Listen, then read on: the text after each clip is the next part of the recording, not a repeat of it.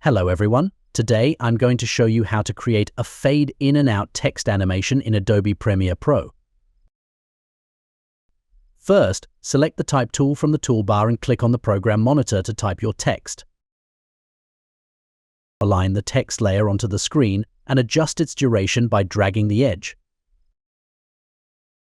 Open the effect controls by selecting it from the panel. Select the text layer and go to the opacity setting. Add the first keyframe at the start with the opacity set to 0%. Move the timeline forward a few seconds and add another keyframe with the opacity set to 100%. Add the final keyframe at the end of the text layer with the opacity set to 0%. Preview the animation by pressing the spacebar. You'll see the text fade in and out smoothly. Now you know how to create a fade in and out text animation in Adobe Premiere Pro. Thanks for watching. Don't forget to subscribe and leave a comment if you found this video helpful.